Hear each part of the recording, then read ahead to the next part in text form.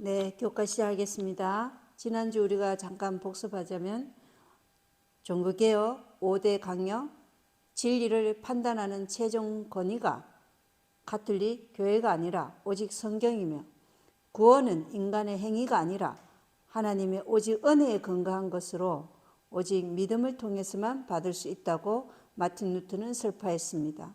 그리고 존 칼빈은 루터의 새 강령에 오직 그리스도만이 우리의 중보자 되시며 오직 순종이라는 믿음의 열매를 통해서 오직 하나님께 영광이라는 이러한 5대 강령을 통해서 종교개혁은 계속해서 지금도 진행되고 있다는 사실을 우리가 기억하면서 우리는 지금 종교개혁의 선봉에 선 자들로서 이 시대를 살아가야 할 것입니다. 오늘 육과 교과는 두 정인입니다. 먼저 기억절을 읽어보겠습니다. 이사야 40장 8절입니다. 시작. 풀은 마르고 꽃은 시드나 우리 하나님의 말씀은 영원히 서리라는 기억절입니다. 이사야 40장 8절은 인생의 덧없음을 우리에게 보여줍니다. 그래서 베드로전서 1장 25절에도 오직 주의 말씀은 영원토록 지속되나니 복음으로 너희에게 선포된 말씀이 이 말씀이니라 라고 말씀하였습니다. 오늘 우리 인생의 덧없음을 더욱더 느낄 수 있는 날입니다. 오늘 우리 교우분 중에 한 분이 돌아가심으로써 참으로 모든 육체는 풀이요 그의 모든 아름다움이 들의 꽃과 같이 시들지만 그가 주 안에서 잠들었다면 부활의 소망과 희망을 가지고 우리가 다시 볼 것을 위로하며 하나님의 약속을 굳게 믿는 신앙 안에서 영원히 하나님과 함께 살 것을 다시 한번 우리 마음에 각인하는 시간이 되는 것 같습니다. 우리 두 정인의 1월 소재를 보겠습니다.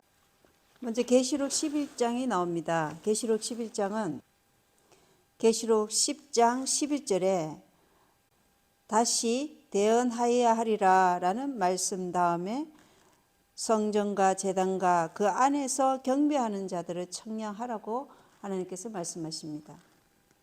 이 청량하라는 말씀은 역사의 중요한 전환점마다 하나님께서는 성전을 청량하라는 말씀을 하였습니다.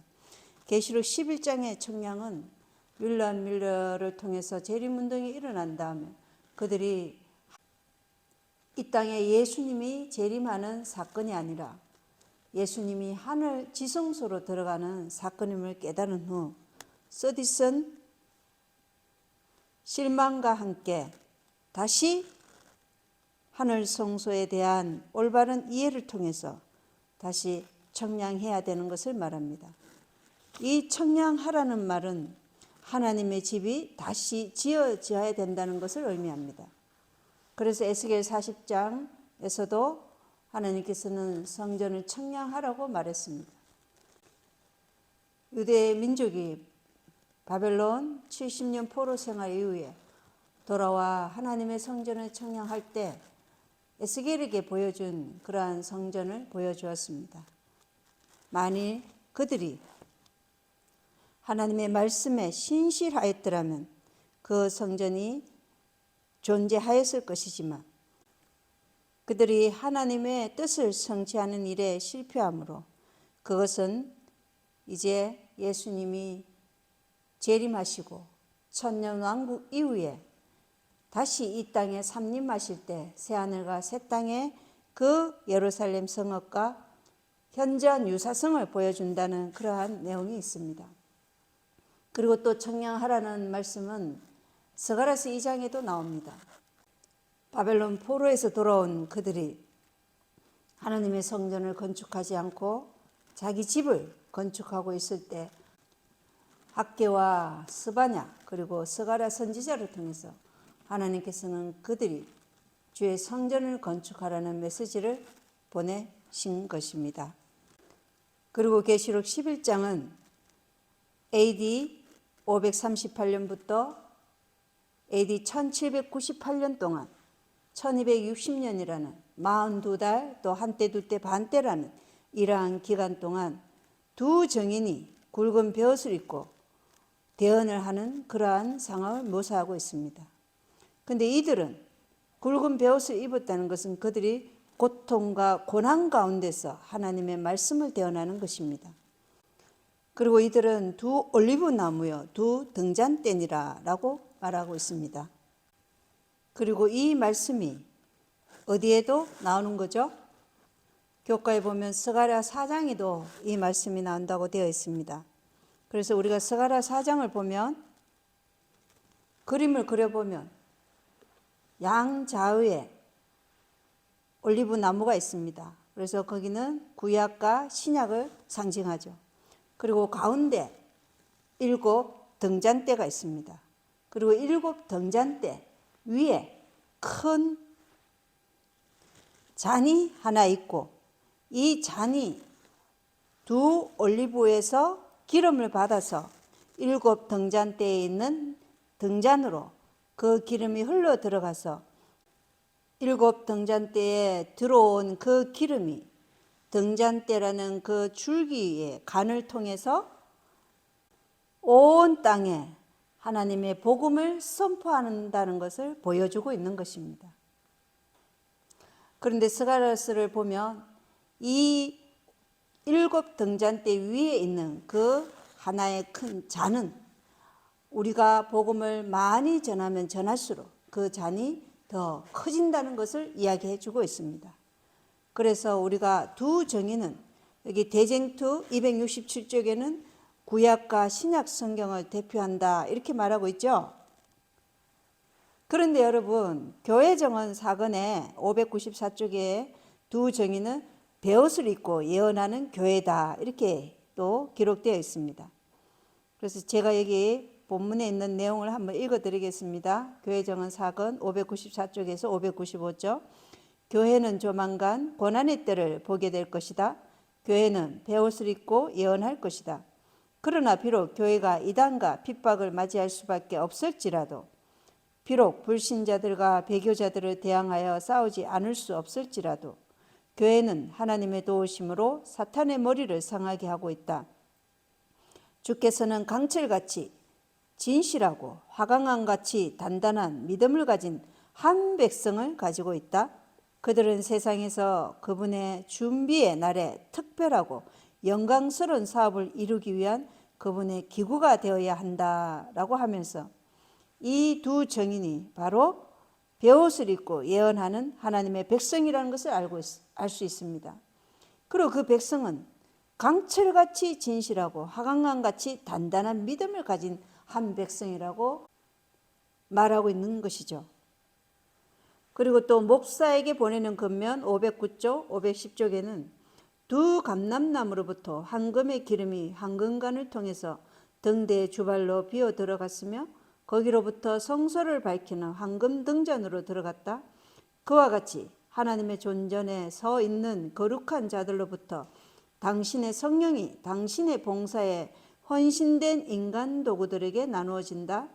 두 기름 발리온 자의 사명은 하나님의 백성에게 빛과 능력을 전하는 것이었다. 축복을 받을 때 우리는 그것을 나누어 줘야 한다.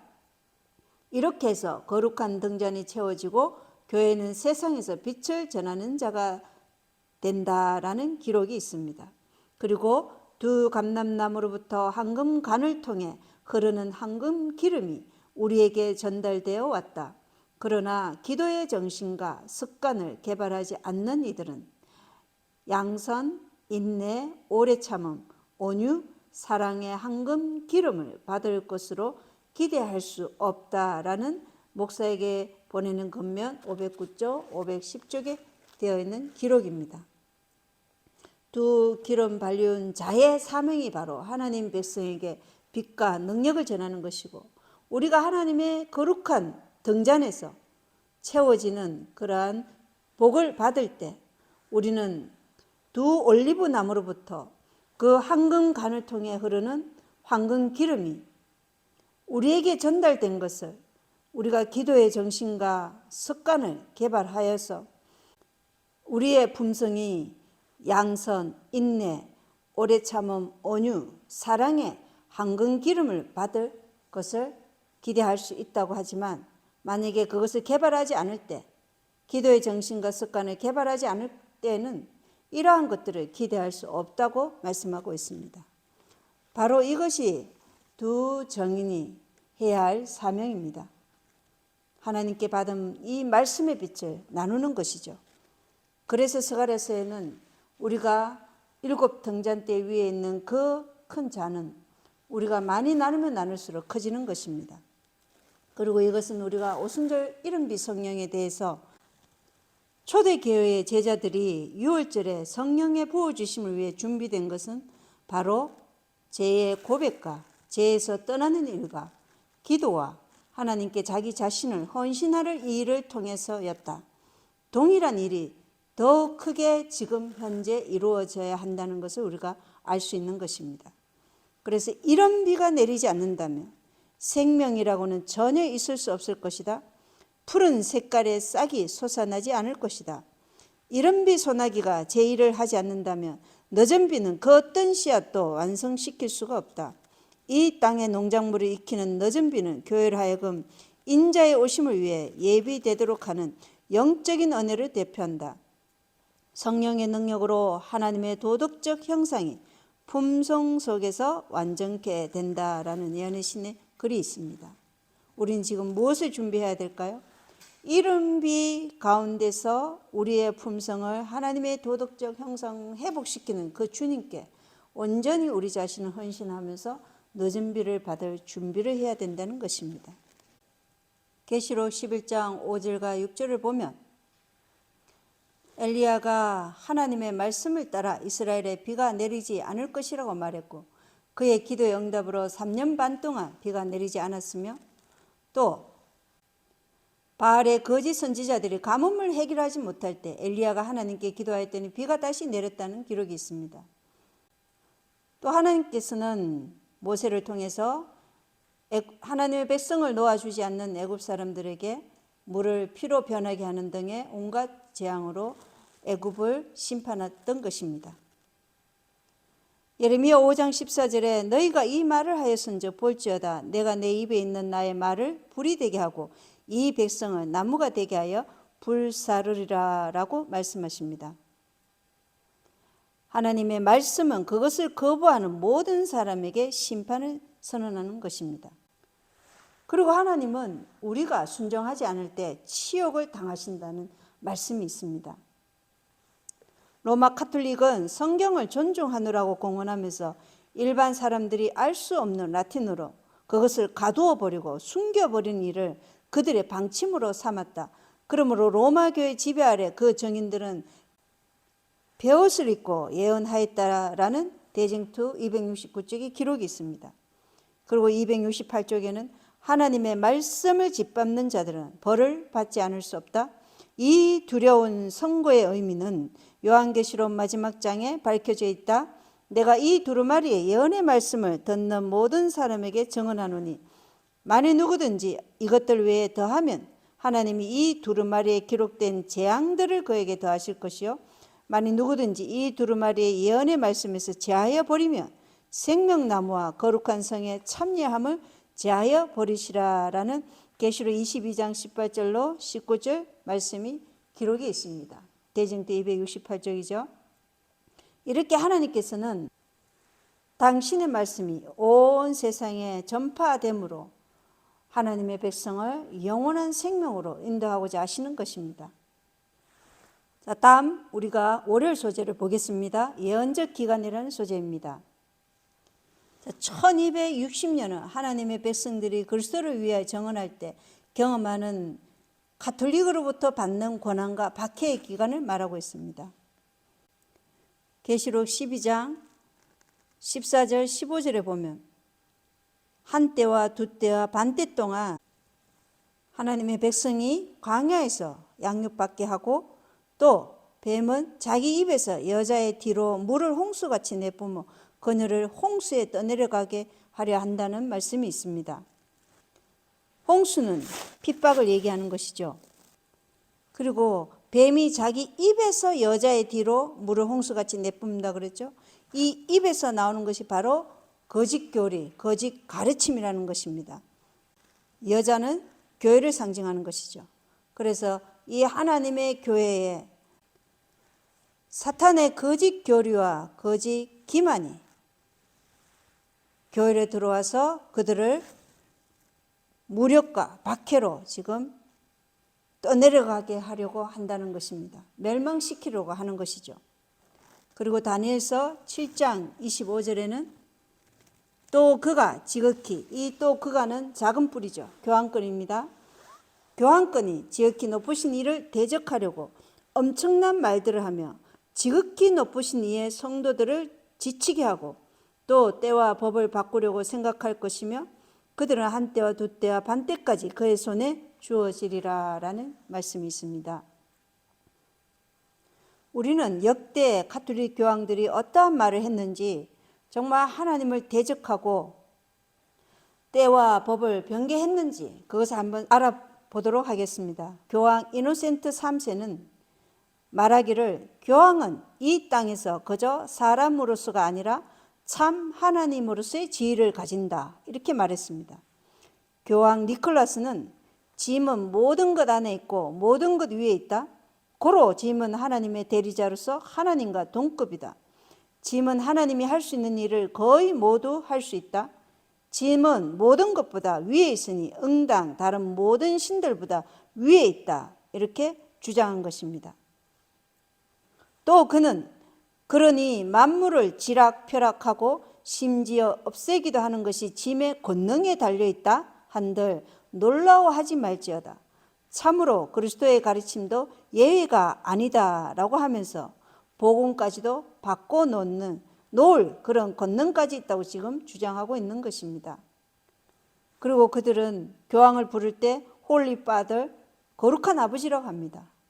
근데 예수님은 마태복음 23장 9절에 땅에 있는 어떤 자도 너희 아버지라 부르지 말라. 너희 아버지는 한 분, 그 하늘에 계신 분이시니라고 분명히 말씀하신 것이죠. AD 1512년에서 1517년에 열린 제5차 라테란 공회에서는 그 당시 교황이던 율리우스 2세에게 이렇게 말했습니다. 삼가 주의하시어 성하께서 우리에게 주신 구원과 생명과 호흡을 우리가 잃지 않게 하여 주옵소서. 성하께서는 목자이시고 의사이시며 통치자이시고 농부이시니 궁극적으로는 이 땅에 계신 다른 하나님이시니이다. 이렇게 말한 것입니다. 또 교황 비오 10세가 된 추기경 사루토는 교황은 그저 예수 그리스도의 대리인 수준이 아니다. 오히려 그는 육신을 입은 예수 그리스도 그 자체이다. 교황이 말씀하고 있는가?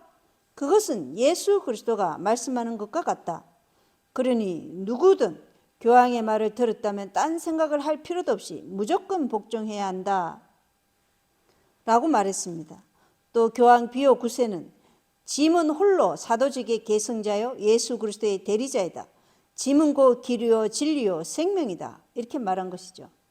요한복음 14장 6절은 예수께서 내가 곧 길이요 진리요 생명이니 나를 통하지 않고서는 아무도 아버지께 오지 못하느니라 말씀하신 것입니다. 그런데 이들은 사도 바울이 갈라디아 1장 8절로 9절에 말씀하신 것처럼 지금 다른 복음을 전하고 있는 것입니다. 그리고 교황 보니파스 8세는 우리가 선언하고 말하고 정의 내리는 것 그것이 절대적으로 필요하다. 왜냐하면 모든 인류의 구원이 로마 가톨릭 교회 교황에게 달려있기 때문이다 라고 말했습니다. 교황 클레멘트 6세는 로마 교황 밖에서는 절대로 아무도 구원을 받을 수 없다. 로마 교회의 믿음에 대항하다가 끝까지 뉘우치지 않고 죽은 사람들은 저주받고 지옥으로 떨어졌다라고 말했습니다. 그리고 교황 요한 23세는 1958년에 이렇게 선언했습니다. 주권자인 교황의 인도를 받지 않은 사람은 아무도 예수 그리스도의 교회 안으로 들어올 수 없다. 그리고 오직 교황에게 연합된 자만이 구원받을 수 있다고 말했습니다. 그리고 1984년 교황 요한 바오로 2세는 하나님에게 가지 마라. 제 용서를 위해서는 짐에게 와야 한다. 이렇게 말했습니다. 그래서 루터와 같은 사람들은 마귀에 사로잡힌 교황은 그의 독재와 폭정을 교회법을 통해 우격 다짐 형태로 정당화하고 있다라고 말했습니다. 루터는 교황에 대해 이 자의 건의 때문에 그리스도께서 귀한 피로 구속하신 우리의 혼을 우리가 잃어버려야 한다면 이것은 참으로 끔찍한 일이다 라고 말한 것이죠. 나는 교황이 가면을 쓴 성육신한 마귀라고 믿는다. 그는 적그리스도이기 때문이다 이렇게 말했습니다. 그리고 설교의 왕자라고 알려졌던 스펄전 목사는 모든 그리스도인들이 적그리스도에 맞서 기도하는 것은 필수적 의무다. 그게 무엇인지는 제정신을 가진 사람이라면 모를 수가 없다. 로마에 있는 천주교회가 아니라면 적그리스도라고 불릴 만한 것은 이 세상에 아무것도 없다고 말했습니다. 존 위클리프는 마태복음 24장 4절로부터 5절에 있는 아무도 너희를 속이지 못하도록 주의하라. 많은 사람이 내 이름으로 와서 이러기를 내가 그리스도라 하며 많은 사람을 속이리라 하는 이 많은 사람들이 속이리라. 이 말을 내가 그리스도라고 말하는 많은 사람들이 바로 역대 교황들이라고 믿었던 것입니다. 게다가 놀라운 것은 교황의 칭호인 비카리오스 크리스티는 직역하면 다른 그리스도라는 뜻이며 위클리프는 이처럼 적그리스도라는 기계망측한 합성물이라는 결론을 내린 것입니다. 그리고 교황의 호칭에 대해 데이브 헌트는 그리스어 안티는 라틴어 비카리우스와 같은 말이다. 거기에서 비카라는 말이 유래되었다. 따라서 교황의 호칭이 비카 오브 크리스트는 문자 그대로 적그리스도라는 뜻이다. 이렇게 말했던 것입니다.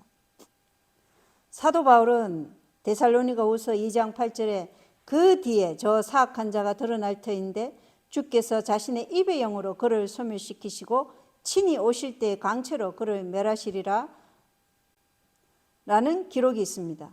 루터는 종교개혁자들 자체가 주의 입의 영이라고 믿었습니다. 그리고 하나님의 말씀을 선포하는 것은 마치 불이 장작더미를 소멸시키는 것처럼 교황을 소멸시키는 것이라 믿었습니다. 그래서 루터는 교황에 관해 이렇게 적었습니다. 우리는 말씀으로 그를 죽여야 한다. 그리스도의 입이 그 일을 해야만 한다. 그것만이 그가 사람들의 마음에서부터 찢겨 나가는 것이며 그의 거짓말이 알려지고 멸시당하게 되는 길이다. 거룩한 말씀을 주신 하나님께 감사하며 우리는 우리의 입으로 지혜롭고 담대하게 말하자. 이것이 우리를 통해 그리스도께서 교황을 죽이는 길이다. 이렇게 기록한 것입니다. 그래서 오클랜드는 루터의 성경 번역에 대해 이렇게 기록하였습니다. 루터는 사람들이 말씀의 빛이 없으므로 어둠 속에 붙잡혀 있었다고 생각했습니다. 그러므로 마침내 루터를 통해 성경이 번역되자 사람들은 성경 말씀이 무엇을 뜻하고 있는지 이해하기 시작했으며 이것이 곧 종교개혁의 결과이기도 합니다. 사람들은 천주교에서 벗어나 진정한 기독교로 나아가기 시작했습니다. 라는 기록을 적어놓은 것입니다. 이러한 기록을 여러분 그리스도 예수 안에 출판사에서 출판한 성경의 역사 어둠 속의 등불이라는 책에 기록되어 있습니다.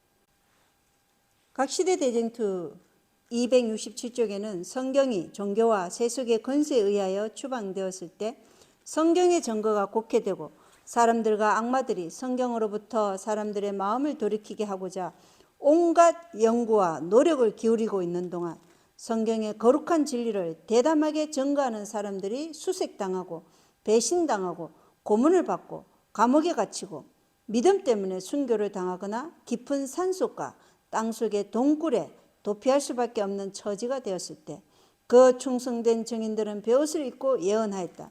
그리고 그들은 1260년의 전 기간을 통하여 증거했다. 그들은 그처럼 가장 어두운 시기에 하나님의 말씀을 사랑하고 그분의 영광을 위하여 열성을 다한 충성된 사람들이다. 우리가 하나님의 율법에 순종하느냐 하지 않느냐 하는 것이 별로 대수롭지 않은 문제라고 경박하게 말하는 자들은 그 선고 앞에 떨고 두려워해야 할 것이다. 하나님의 계시보다도 자기 자신의 의견을 높이는 모든 자들, 자기의 편의를 도모하거나 세속과 타협하기 위해 성경의 분명한 의미를 변개코자 하는 자들은 모두 자기 자신에게 두려운 결과를 가져오는 자들이다. 기록된 말씀, 그 하나님의 율법을 모든 인류의 품성을 저울질하고 그 그릇됨이 없는 시험에 의하여 부족함이 드러나는 모든 자들에게 정죄의 선고를 내리게 될 것이다 라는 기록이 있습니다. 그래서 정언보감 31쪽에는 지금은 하나님의 백성들이 원칙에 충실하다는 사실을 스스로 보여주어야 할 때이다. 그리스도를 믿는 믿음이 가장 크게 멸시를 받고 그분의 율법이 가장 크게 무시당할 때 우리의 열성은 가장 뜨거워져야 하고 우리의 용기와 확신은 가장 강해야 한다.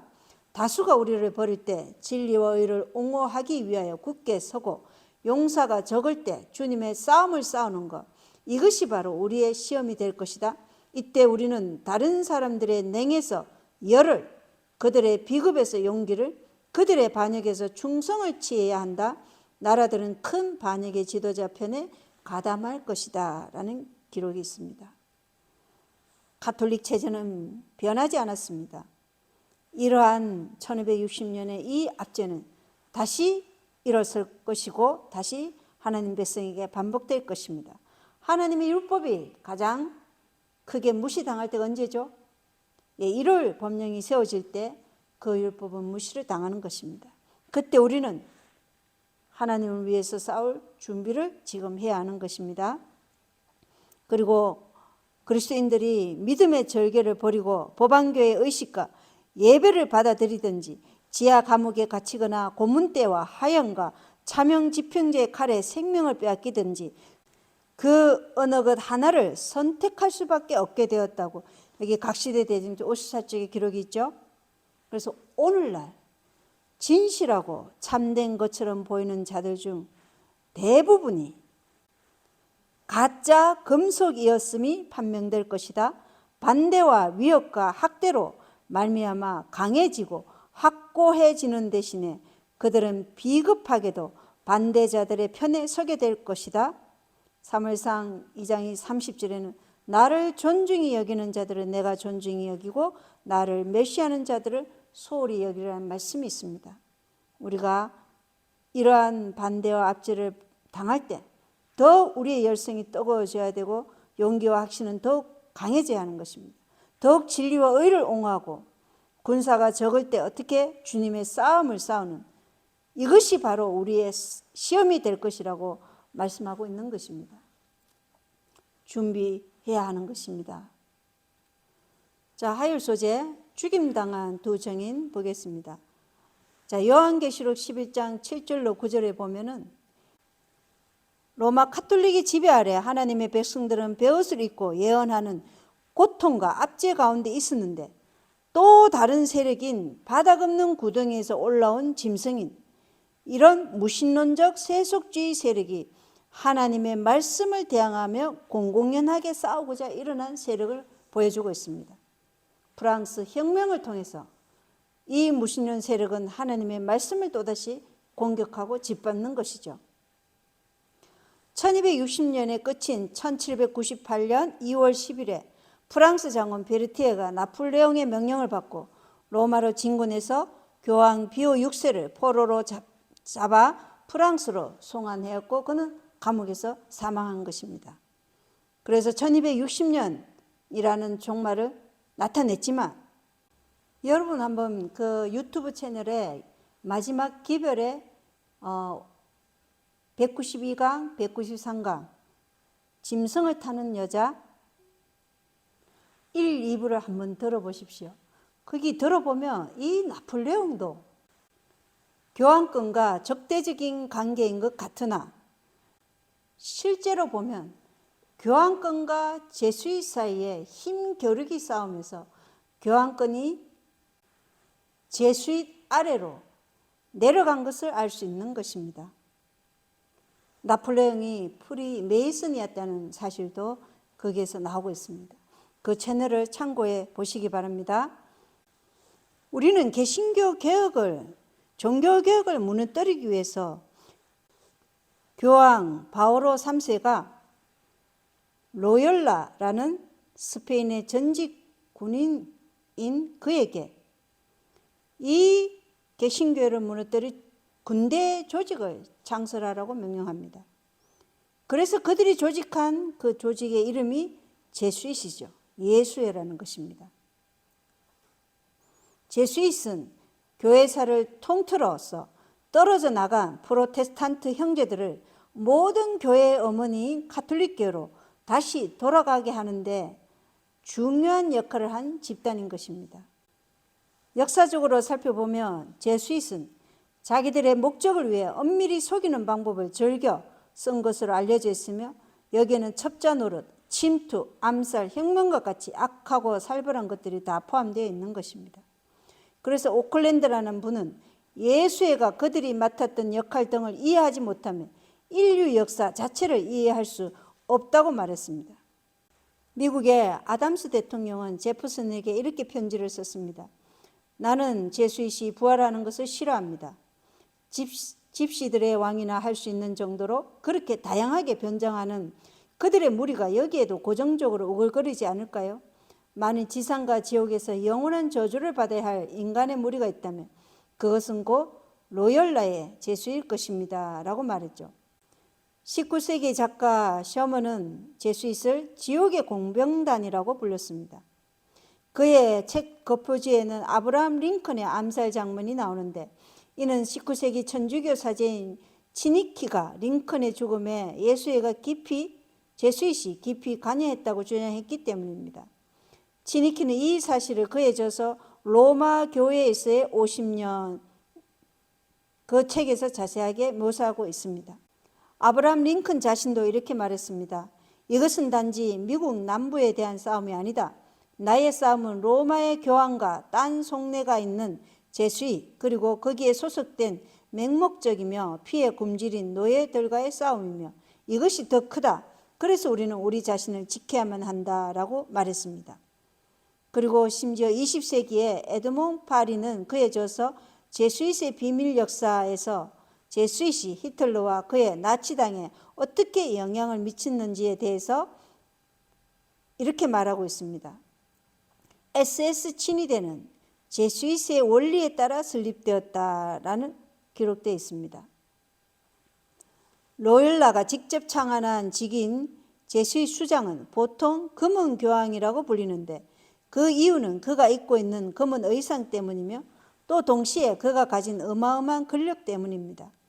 전 제수잇 수장이었던 탐부리니는 한때 아주 자랑스럽게 이렇게 말했습니다. 보십시오. 나는 이 방에서 프랑스 파리뿐만 아니라 중국까지도 지배합니다. 중국뿐만 아니라 전 세계를 내가 어떻게 하는지 아무도 알지 못하게 라고 말했습니다. 또 페이즐리가 파리의 제수잇의 비밀 역사로부터 인용하며 말한 내용이 히틀러의 제3제국 건설은 나치즘을 천주교식 기독교와 연합하는 것이다 라는 기록이 있습니다.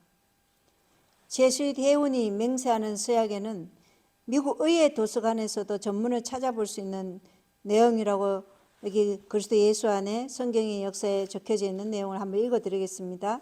내 아들아, 지금까지 너는 위선자로 행동하는 것을 배워왔다.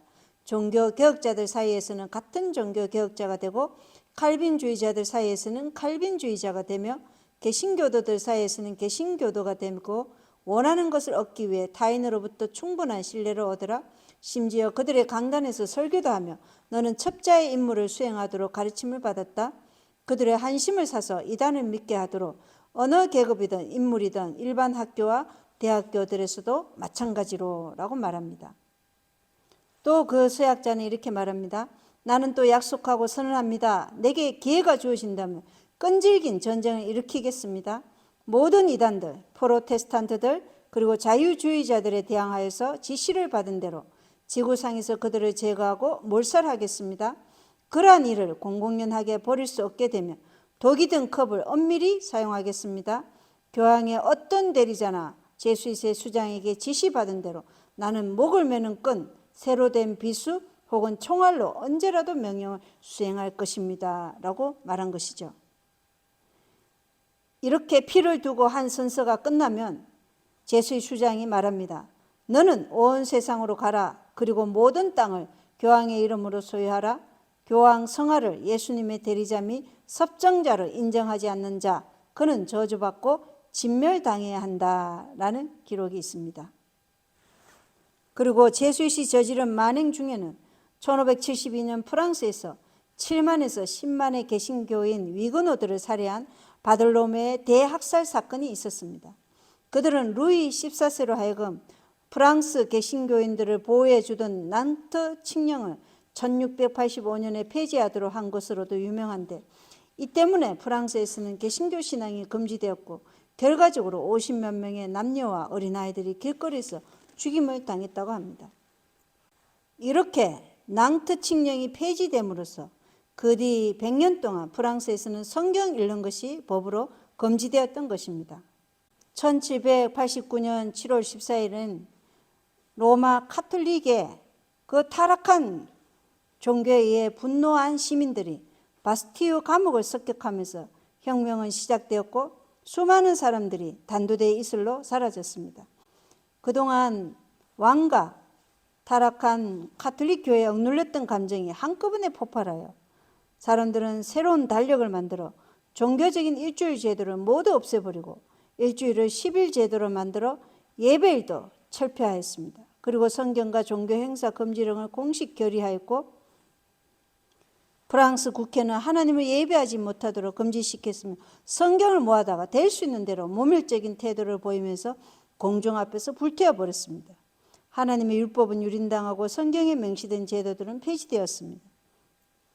영국, 독일, 스페인 그 밖의 나라들에서도 하나님을 모독하는 자들이 있었지만 프랑스는 의회의 결의로서 무신론을 선언했고 수도의 모든 인구와 그 밖의 모든 곳에서 무수한 사람들이 남녀를 막론하고 그 결의를 수락하고 기쁨으로 노래하며 춤을 춘 유일의 국가로서 세계 역사상 그 유래를 찾아볼 수 없다고 대쟁투 269쪽, 270쪽에 기록되어 있습니다.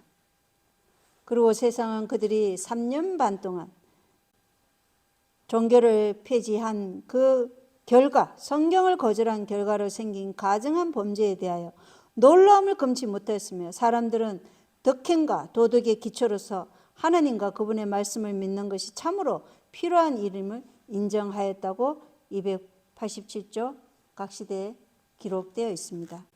그리고 1655년에 교황의 꼭두각시이던 사보이 공작의 군대가 왈덴스인들을 완전히 진멸해버릴 목적으로 파견되었는데 그들은 첫 공격에는 저항했습니다. 그러나 다음 공격은 제수잇이 개입하면서 작전이 교묘하게 바뀌었습니다. 바티칸은 왈덴스인들에게 다른 군대를 보내서 그들을 보호해 주겠다고 제안했습니다. 이것은 물론 속임수였습니다. 하지만 애석하게도 왈덴스인들은 그 말을 믿고 바티칸이 보낸 군대를 자신들의 보금자리로 안내해 주었던 것입니다. 그런데 이렇게 그들이 경계를 해제했을 때 끔찍한 대학살이 벌어졌던 것입니다. 역사는 이 사건을 피드몽 혹은 피에드몽이 대학살이라고 말합니다. 영국의 시인 밀턴은 피드몽 대학살을 언급하면서 그때 왈덴스인들이 당한 비극을 기념했습니다. 그의 유명한 글 중에는 이런 대목이 있습니다. 주여 죽은 성도들의 원수를 갚아주소서. 그들의 뼈가 차디찬 알파인산으로 산산이 흩어졌나이다. 옛적에 우리 조상들이 가축과 돌 우상들을 섬기고 있었을 때 그들은 주의 진리를 순수하게 지켰나이다 라는 기록이 있습니다. 제수잇이 저지른 만행이 어찌나 흉악했던지 그들은 70개 이상의 나라들로부터 추방을 당했고 심지어 그 나라들 중 80%는 가톨릭 국가였는데 그리고 그들의 위선적인 모습으로 인해 11명의 교황으로부터 저주와 규탄을 받았다라는 글이 여기 성경 역사의 책에 기록되어 있습니다. 그리고 이 책에는 교황에게 충성을 바친다는 제수잇이 교황조차 손사래를 칠 정도로 아나무인이 되자 교황 클레멘트 14세는 1773년에 영구적인 법령을 내려 제수잇을 다시 억압했습니다. 그런데 이 칙서에 서명하는 동안 그는 비장한 각오로 이렇게 말했습니다. 짐은 짐의 임종선언에 서명하고 있다. 이 말을 한 것입니다. 그로부터 1년 뒤 그는 실제로 독살당했고 전해지는 바로는 굉장히 고통스럽게 죽었다고 합니다.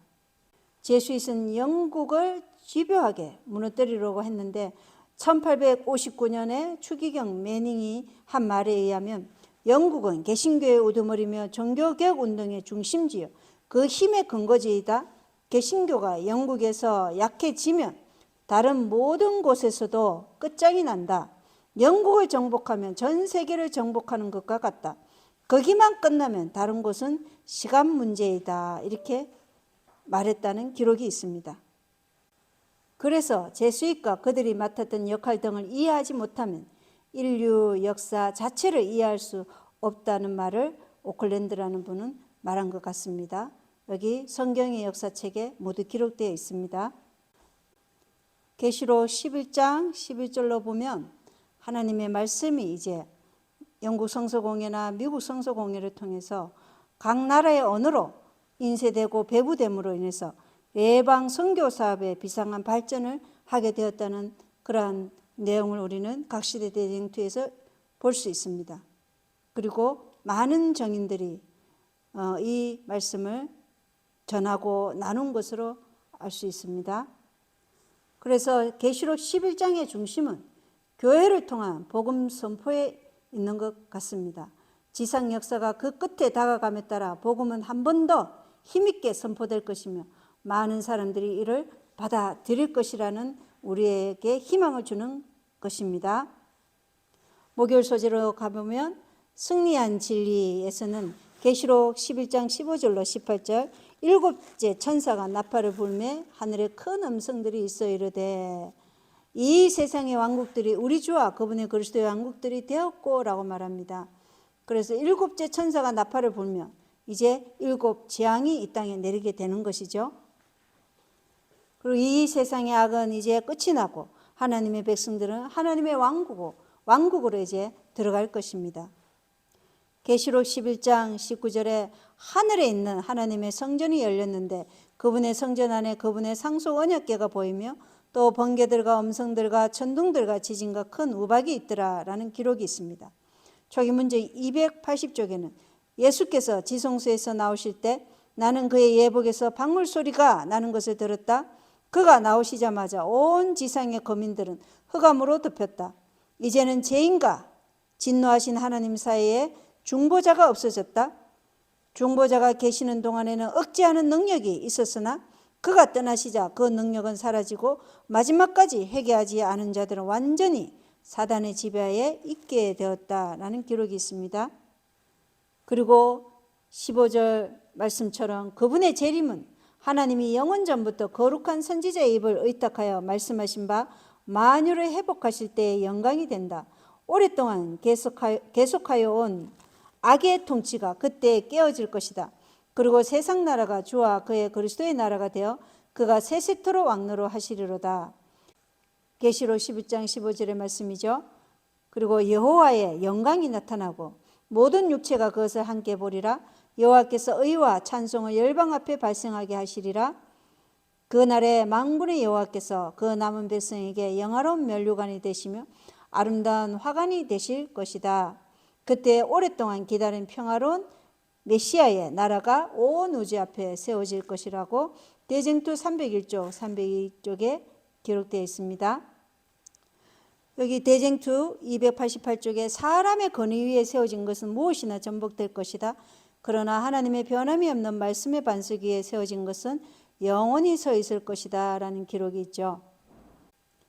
실물교훈 77쪽에도 이 세상 나라는 완력으로 정복하고 전쟁으로 저희 주권을 유지하나 새 나라의 건설자는 평강의 왕이시다.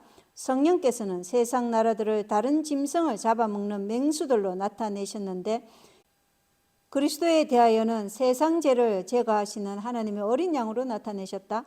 그리스도의 나라의 정책에는 완력을 써서 사람의 양심을 억압하는 일이 없다라는 기록이 있습니다. 그리고 목사와 복음교육자 182쪽에는 세상에서 자비의 천사는 곧 물러갈 것이며 마지막 7 재앙은 퍼부어질 것이다. 죄, 수치, 어둠, 흑암이 도처에 있다. 그러나 하나님께서는 어둠을 빛과 오류를 진리와 죄를 의와 바꿀 수 있는 소중한 기회를 인간 영혼들에게 연장시키고 계신다. 그러나 하나님의 인내와 자비는 언제까지나 계속되지 않을 것이다. 어떤 한 영혼도 자기는 거짓 뒤에 숨어 하나님의 진노를 피할 수 있다고 생각하지 말게 하라. 하나님께서 거짓의 도피처를 영혼에게서 벗겨 내리실 것이기 때문이다. 하나님의 진노의 번개가 곧 내리칠 것이며 그분께서 범죄자들을 처벌하기 시작하시면 끝을 볼 때까지 한순간도 쉬지 않으실 것이다. 하나님의 진노의 폭풍이 몰려오고 있으며 하나님의 사랑 안에서 진리로 거룩하게 된 사람만이 서게 될 것이다. 그들은 항폐시키는 일이 지나갈 때까지 하나님 안에서 그리스도와 더불어 숨김을 받을 것이다 라는 기록이 있습니다. 계시록 11장 17절에 보면 오 주 하나님 전능자여 지금도 계시고 전에도 계셨으며 앞으로 오실 주께 우리가 감사를 드리면 주께서 친히 주의 큰 권능을 취하시고 통치하셨기 때문이다 라고 말씀하고 있습니다. 우리는 지금도 계시고 전에도 계셨으며 앞으로 오실 주 예수 그리스도, 그리고 이 말씀이 계시록 1장 4절에도 4장 8절에도 또 16장 5절 11장 17절까지 총 4번이 반복되고 있습니다. 예수 그리스도는 속히 우리를 데리러 오실 것입니다. 그 희망을 믿고 우리가 항상 진리의 말씀에 굳게 매인 자가 되도록 함께 전진하는 우리 모든 성도들이 되었으면 좋겠습니다. 감사합니다.